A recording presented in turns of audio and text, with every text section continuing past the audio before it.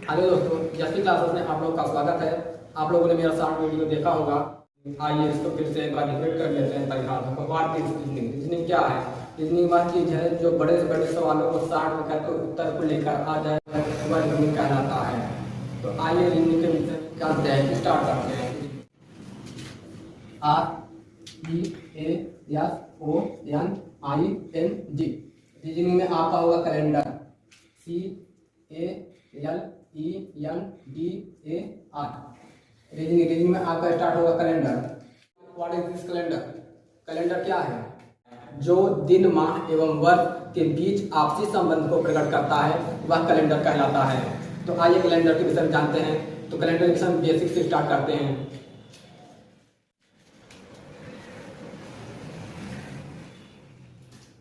Calendar में सौर वर्ष होता है, सामान्य वर्ष होता है, लीप वर्ष होता है, शताब्दी लीप वर्ष होता है। तो आइए हम सौर वर्ष से स्टार्ट करते हैं। सौर वर्ष क्या है? सौर वर्ष वह चीज है जब पृथ्वी सूर्य का चक्कर लगाती है, यानी जब पृथ्वी सूर्य का एक चक्कर पूरा कर लेती है तो वह सौर वर्ष कहलाता है। और पृथ्वी को एक चक्कर पूरा करने में, यानी पृथ्वी को सूर्य का एक चक्कर पूरा करने में 365 दिन 5 घंटा 48 मिनट 47.5 सेकंड लगते हैं और वह सौर वर्ष कहलाता है। मान लीजिए ये सूर्य है और ये पृथ्वी का पथ है। पृथ्वी यहाँ पर है, पृथ्वी यहाँ से कट करती हुई सूर्य का एक चक्कर पूरा करती है, ये कंप्लीट करती है 1 राउंड, यह सौर वर्ष कहलाता है। और यही एक राउंड पूरा करने में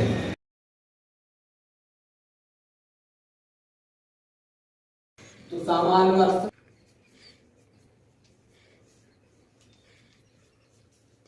जब कैलेंडर को बनाया गया तो 365 दिन 5 घंटा 48 मिनट 47.5 सेकंड होते हैं एक सौर वर्ष में। लेकिन जब कैलेंडर को बनाया गया तो 5 घंटा 48 मिनट 47.5 सेकंड की अवधि को छोड़ दिया गया, यानी एक सामान्य वर्ष में 365 दिन को माना गया। तो सामान्य वर्ष में 365 दिन होते हैं। 365 दिन होते हैं। 365 दिनों में कुछ सप्ताह होंगे, कुछ अतिरिक्त दिन होगा।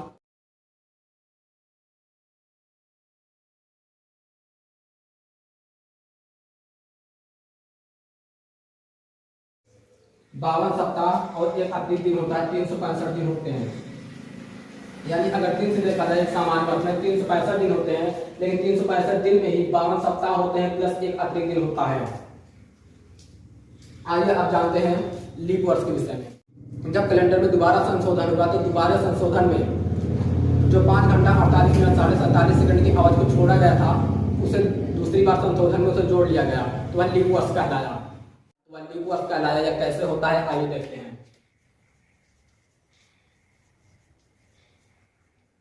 एक लीप वर्ष बराबर 366 दिन होता है।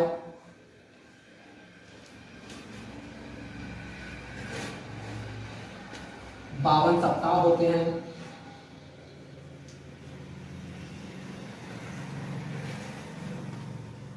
दो अतिरिक्त दिन होता है।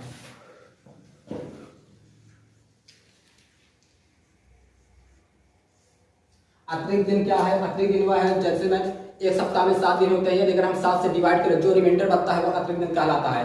तो यहाँ 366 को हमने 7 से डिवाइड किया, 52 बार गया और 2 रिमाइंडर बच गया, जो रिमाइंडर बच गया वह अतिरिक्त दिन हो गया। कैलेंडर में जब दूसरी बार संशोधन हुआ तो 5 घंटा 48 मिनट 47.5 सेकंड अवधि को जोड़ दिया गया, तो वह जा करके 365 दिन 365.2422 दिन को बराबर हुआ, यानी 0.2422 बराबर 6 घंटे की बराबर 6 घंटे अवधि के बराबर हुआ, यानी 0.2422 6 घंटे अवधि के बराबर हुआ।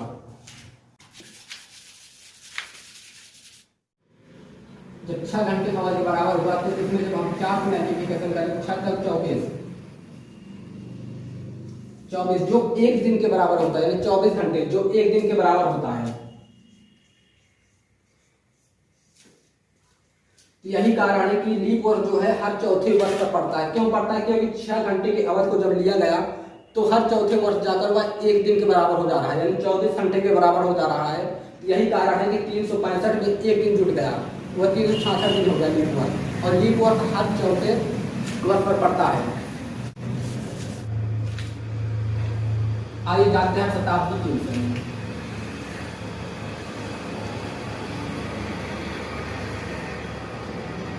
शताब्दी 100 वर्ष बराबर 1 शताब्दी होता है, 1 शताब्दी बराबर 100 वर्ष होता है। 1 शताब्दी बराबर 100 वर्ष, और 100 वर्ष में 24 लीप वर्ष होते हैं एवं 76 साधारण वर्ष होते हैं, सामान्य वर्ष 76 सामान्य वर्ष होते हैं तथा 5 अतिरिक्त दिन होता है।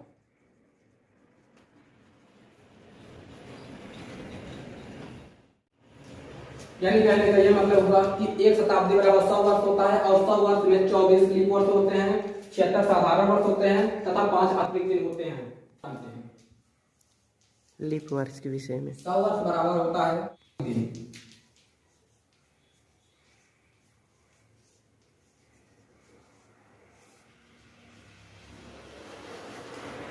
यानी 100 वर्षों में 5 अतिरिक्त दिन होता है, तो 200 वर्षों में गुणा कर देंगे, 2 गुणते 5 बराबर 10। 10 आ रहा तो हम 7 से डिवाइड करेंगे, 7 से डिवाइड हो जाएगा, 7 से डिवाइड करें तो रिमाइंडर आया 3। यानी 200 वर्षों में 3 अतिरिक्त दिन होते हैं।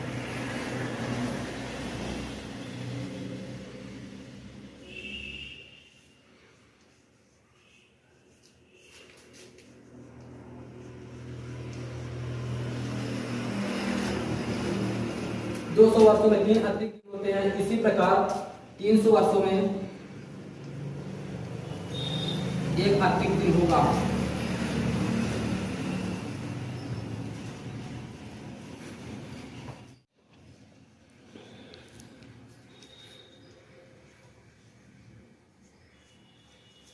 तीन 300 वर्षों में 1 अतिरिक्त दिन होते हैं। 400 वर्षों में 5 चौक 20, 400 वर्षों में यानी 4 शताब्दी, 400 वर्षों पर 1 शताब्दी लीप वर्ष पड़ता है, जिसके कारण 20 दिन प्लस 1 हो जाएगा यानी 21 दिन हो जाएगा। क्यों? क्योंकि 1 शताब्दी लीप वर्ष पड़ता है हर 400 वर्षों पर, इसलिए 20 प्लस 1 बराबर 21 हुआ। 21 डिवाइड बाई 7, रिमाइंडर आया 0। यानी 400 वर्षों में 0 अतिरिक्त दिन होते हैं या कोई अतिरिक्त दिन नहीं होता है। आइए जानते हैं शताब्दी लीप वर्ष के विषय में। 400 वर्षों में एक बार शताब्दी लीप वर्ष पड़ता है, शताब्दी लीप वर्ष पड़ता है। हर 400 वर्षों में एक बार शताब्दी लीप वर्ष पड़ता है, जिसके कारण हर 400 वर्षों में 1 लीप वर्ष बढ़ जाता है। तो अब हम चल रहे हैं लीप वर्ष और सामान्य वर्ष की पहचान करना होता है। लीप वर्ष एवं सामान्य वर्ष की पहचान करना।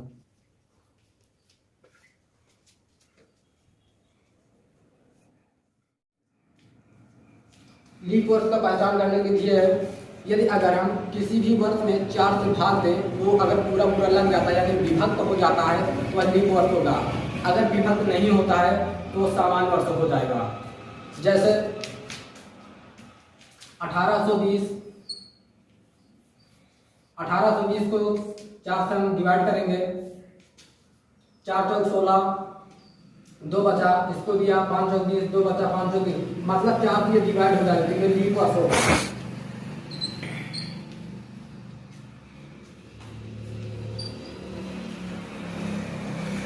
ये लीप वर्ष होगा। अब जैसे 1920 को 4 से डिवाइड करेंगे, 4 चौक 16, 3 बचा, 8 चौक 32, ये भी कट जा रहा है तो ये भी लीप वर्ष हो जाएगा।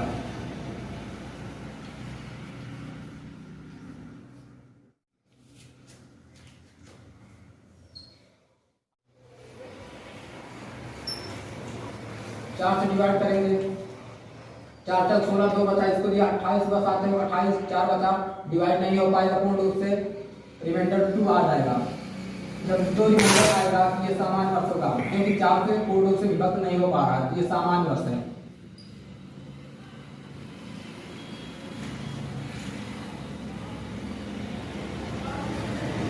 कहने का ये आपकी बात, यानी कोई भी वर्ष होगा 4 से अगर हम डिवाइड करेंगे तो पूर्ण रूप से विभक्त हो जाएगा, तो वो लीप वर्ष कहलाएगा। यदि अगर 4 से डिवाइड करने पर वह पूर्ण रूप से विभक्त नहीं होगा तो वो सामान्य वर्ष कहलाएगा। लेकिन शताब्दी लीप वर्ष में ये नियम लागू नहीं होते हैं। शताब्दी लीप वर्ष में 400 से भाग लेना पड़ेगा। यदि अगर 400 से भाग लग जाता है, विभक्त यानी विभक्त हो जाता है, तो वह लीप वर्ष कहलाएगा। यदि अगर विभक्त नहीं होता है तो सामान्य वर्ष कहलाएगा। जैसे 1600 को हम 400 से भाग करेंगे तो विभक्त हो जाएगा।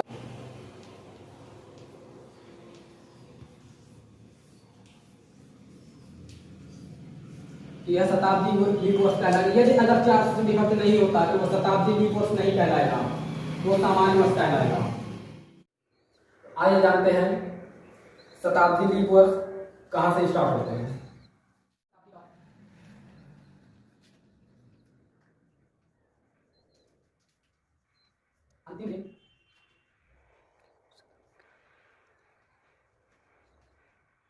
अंतिम दिन शनिवार, मंगलवार,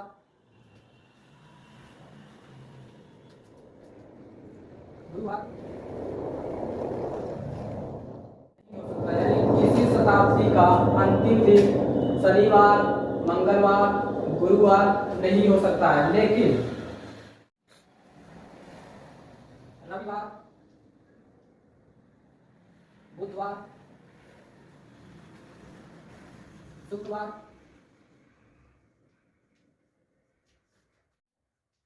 हो सकता है। किसी शताब्दी का अंतिम दिन शनिवार, मंगलवार, गुरुवार नहीं हो सकता, लेकिन रविवार, बुधवार, शुक्रवार हो सकता है। किसी शताब्दी का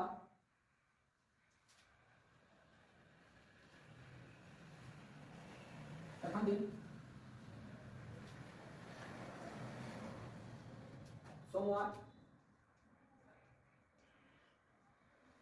गुरुवार, शनिवार, मंगलवार से प्रारंभ हो सकता है।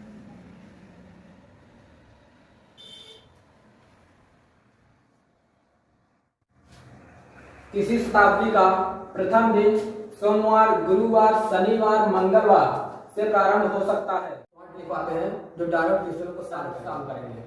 आइए पॉइंट नंबर 1, यदि किसी सामान्य वर्ष में किसी महीने के उसी महीने की किसी भी तारीख को जो दिन होगा उसके अगले वर्ष उसी महीने के उसी तारीख को एक दिन उस दिन से एक दिन बढ़ जाएगा।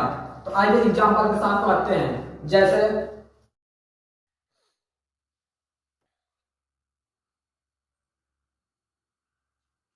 2011 में 1 जनवरी को शनिवार है, तो 2012 में 1 जनवरी को रविवार हो जाएगा। कहने का यह मतलब हुआ समान वर्ष के किसी महीने के उसी महीने के किसी भी तारीख को जो दिन होगा उसके अगले वर्ष उसी महीने के उसी तारीख को उसी दिन से एक दिन बढ़ जाएगा।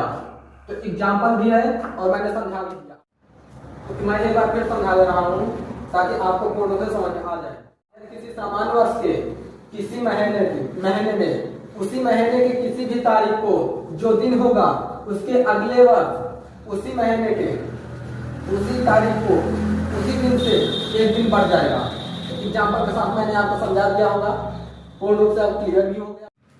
यदि किसी लीप वर्ष के किसी महीने के उसी महीने के किसी भी तारीख को जो दिन होगा उसके अगले वर्ष उसी महीने के उसी तारीख को उसी दिन से 2 दिन बढ़ जाएगा। आइए एग्जाम्पल के साथ समझते हैं। जैसे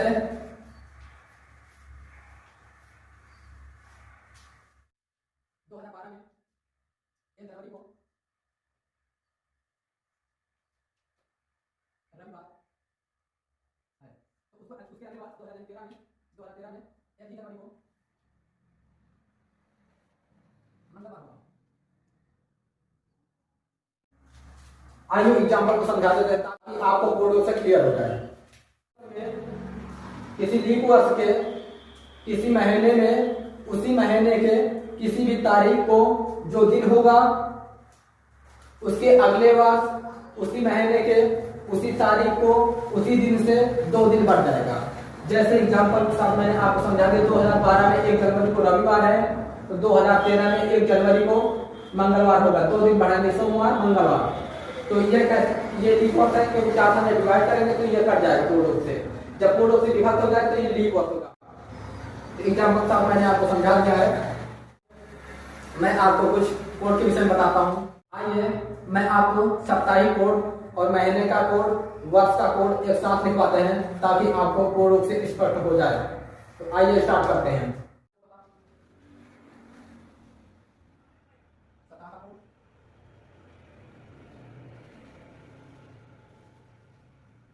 सोमवार, मंगलवार, बुधवार, गुरुवार, शुक्रवार, शनिवार, रविवार। सोमवार का कोड 1, मंगलवार का कोड 2, बुधवार कोड 3, गुरुवार कोड 4, शुक्रवार कोड 5, शनिवार कोड 6, रविवार कोड 0 या 7। महीने का कोड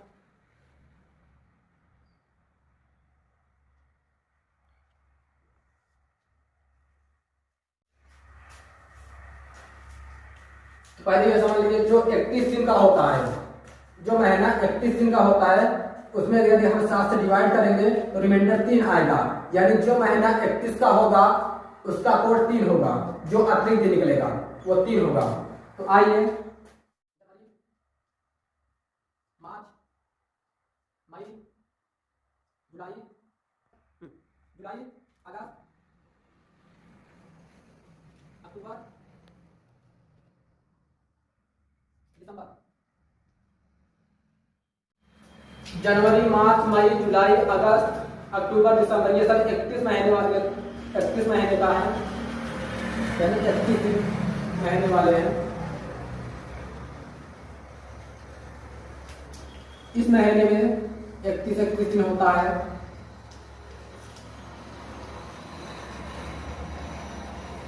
और इसका कोड होगा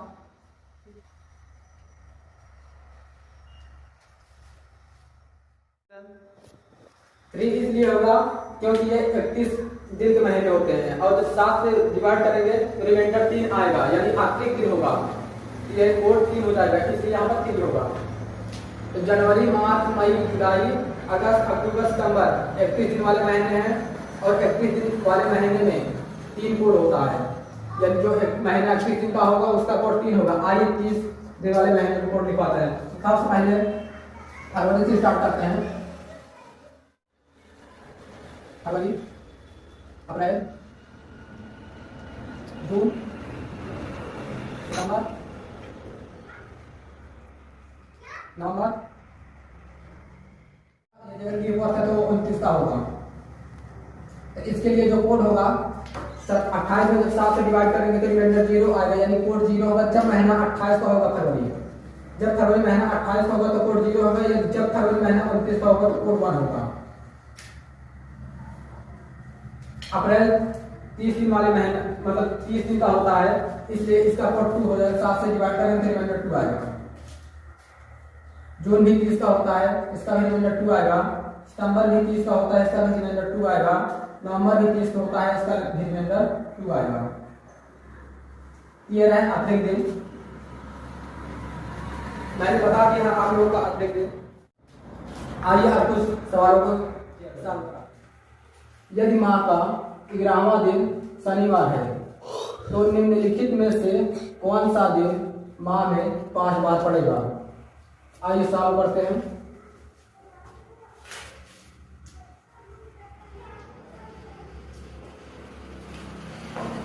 यदि माह का 11वां दिन का मतलब 11 तारीख, 11 तारीख को यदि शनिवार है तो उस माह में कौन सा दिन 5 बार पड़ेगा? 11 माइनस 7, क्योंकि 11 तारीख में से जब 7 घटाएंगे तो जो दिन आएगा उस दिन भी शनिवार पड़ेगा। तो 4 आया, 4 को भी शनिवार पड़ेगा।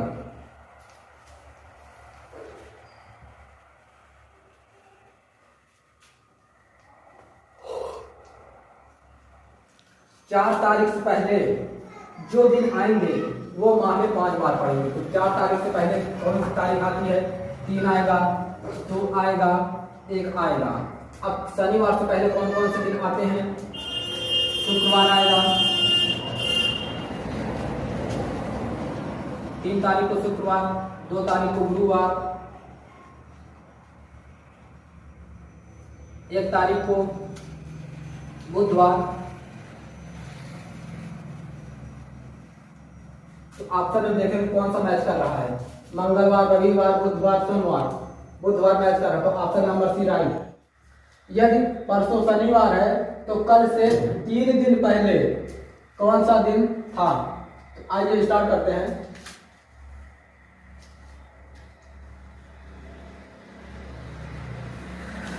यदि परसों शनिवार है, शनिवार का कोड 6।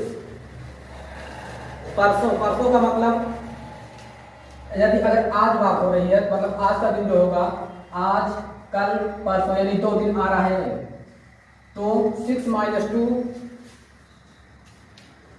तो कल से 3 दिन पहले, कल से मतलब 1 दिन माइनस 1 से 3 दिन पहले अगर हम जाएंगे तो माइनस करेंगे तो -3, 3 दिन किया है, 3 दिन पहले तो -3, तो पूरा कैलकुलेट करेंगे तो आज का दिन निकलेगा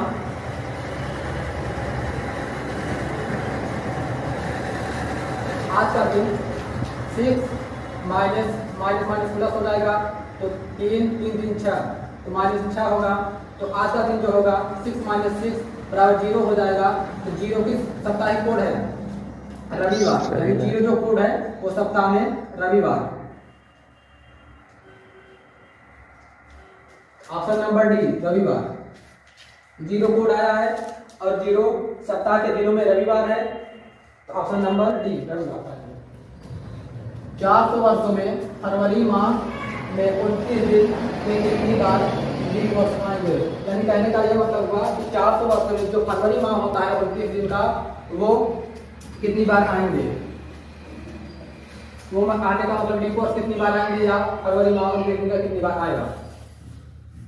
आइए स्टार्ट करते हैं, चालू करते हैं। 100 वर्षों में 24 लीप वर्ष होता है। ये बात मैंने आपको बता दिया था। और हर 400 वर्षों पर 1 शताब्दी लीप वर्ष पड़ता है, ये बात भी बताया था। तो 100 वर्षों में 24 लीप वर्ष पड़ता है, यानी ऐसे 100 करके 4 बार हैं, यानी 400 वर्ष हुआ। और 400 वर्ष में कितने लीप वर्ष पड़ेंगे?